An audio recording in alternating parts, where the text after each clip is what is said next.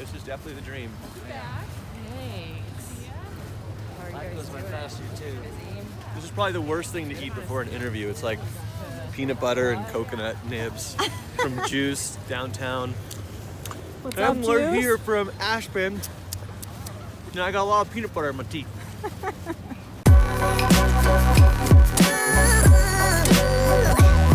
Hey guys, I'm your drop-in host Rose at the Aspen Times, hanging out up here with this amazing view of the superpipe, the slopestyle course, the big air course, the knuckle hook course, all the courses, and I've got some awesome people hanging with me. Go ahead and introduce yourselves, guys.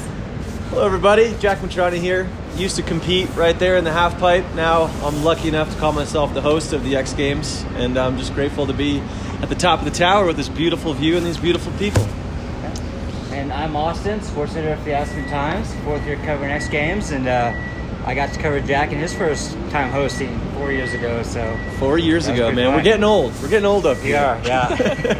Speaking of getting old, let's just start with that. Okay. You're a daddy now. I'm a dad now. Yeah. Talk about that. That's We're a life about, changer. it was definitely a life changer. About 2.5 months in, probably one of the most rewarding things that's ever happened to me. Leaving the hospital, just like a whole new world. She's been sleeping 10 hours a night, so I feel very fortunate. And she's coming out tomorrow, so it'll be her first X Games at 3 months old. X Games debut at 3 months old. And That's she's a big competing one. at the knuckle huck. Yeah, she's not even the youngest anymore, so it's pretty sweet. That's awesome. And so she's coming out. So your lovely fiance will be with her. Fiance will and be here as well. You bring in any dogs this time? I know Cash came out last year. Unfortunately, the baby kind of took precedence over the dogs. So man. unfortunately, no Cash this year, but they'll be watching on TV for sure. Talking about some news that came to an end recently and looking forward into what's happening with Maddie Bowman announcing her retirement yesterday. And then also last year we had the retirement of Kelly Clark. Lots of big names in the last few years. I mean, that's what happened. I mean, Maddie Bowman heard that I had a kid and she was like, I'm out, like here comes the future. No, I think that's one of the most beautiful things is when, athletes with such strong legacies finally get to that point where they pass on the torch to the youth. It's just like, it's a beautiful thing to witness. And I had to do it myself at one point, and it's just, it's amazing. I'm excited to see what Maddie does from here. She's an incredible personality, and so it's exciting to see what's next. There's always some 16-year-old sitting there ready to win gold this year. Oh yeah, 16, more like 13. That's the youth. Is there anyone in particular you're looking at that you think is going to come in heavy this year with all the events? Or Well, I mean, Kelly Sildaroo, she was the second woman in winter history to win, or not to win, but to get medals in 3 events. And so she's looking to do that again. That's very exciting to see with how far the level is, to be able to medal at different events is just unheard of these days. So it's really exciting when you see that. So Kelly won 3 medals in like 25 hours last year. Yeah, it was insane. You've competed here. I mean, one event sounds draining, but to do 3 in that time span, it takes so much. Yeah. It takes so much energy, and it's not like this is the only event of their season. They're coming off of events and they're jet lagged. And behind the scenes, there's like a ton of stairs to get to the drop-in. So it just takes a lot of energy, a lot of mental energy.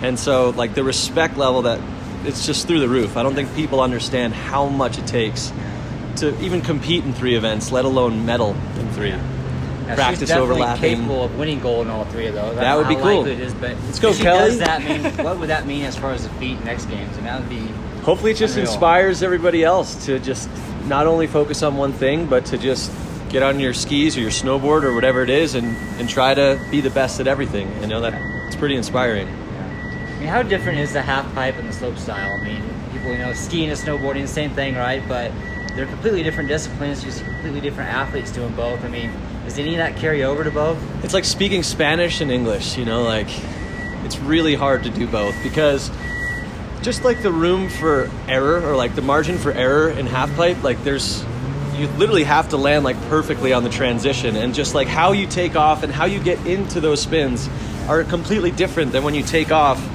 on a takeoff that's just straight. So, I mean, they're just completely different. Yeah.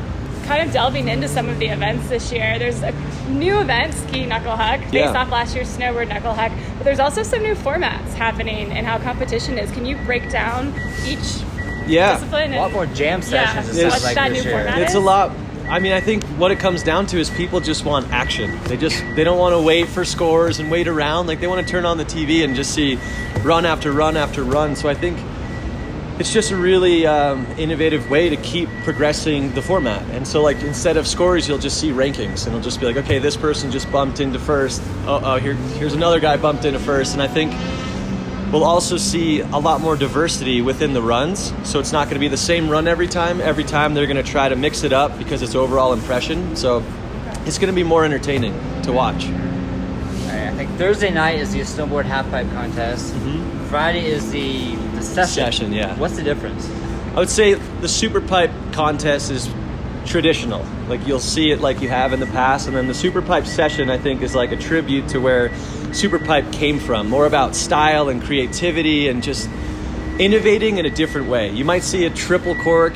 You might see a hand plant to a double cork, a slash. Like, it's just going to be fun. It's an expression session. I think that's what the new direction of all action sports is going into, which we learned last year with Knuckle Huck. It was like one of the most popular events and the least gnarly, should you say? You know, it was just like fun, and I think people are gravitating more towards fun and things that are more tangible. So I know that you are close with the Burton family, and you work really close with Jake, and it's a huge loss for the snowboarding community. Definitely. And the X Games community in general. His presence here was huge. Yep. Do you have any favorite memory of him coming out here, of you guys hanging out in Aspen at all, or riding that you I can have share? so many. Sure. One that I do.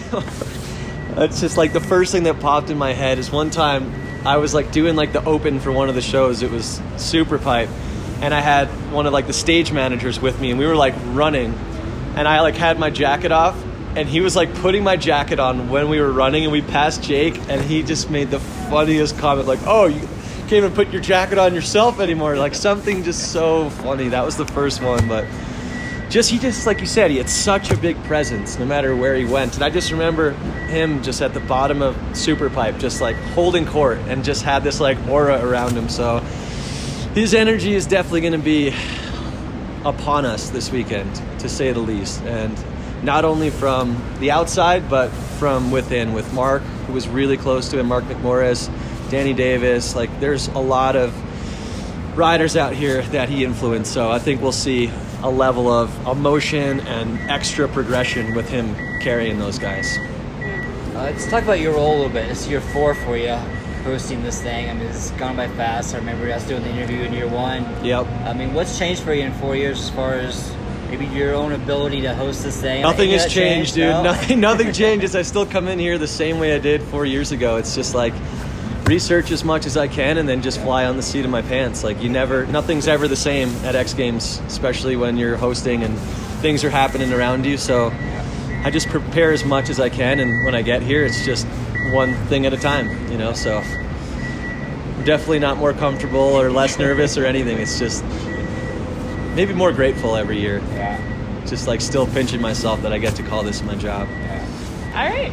Well, we don't want to keep you from your chairlift interview and hopefully a sweet ride sesh. You guys are the best. But Thank you. Thanks for catching up with us. Thank you, and guys. We look forward to seeing you out here and watching Can't you wait. on TV. And Let's have some fun. Thank you, Aspen. thanks, y'all. We'll see you guys out here all week for X Games coverage. See you later.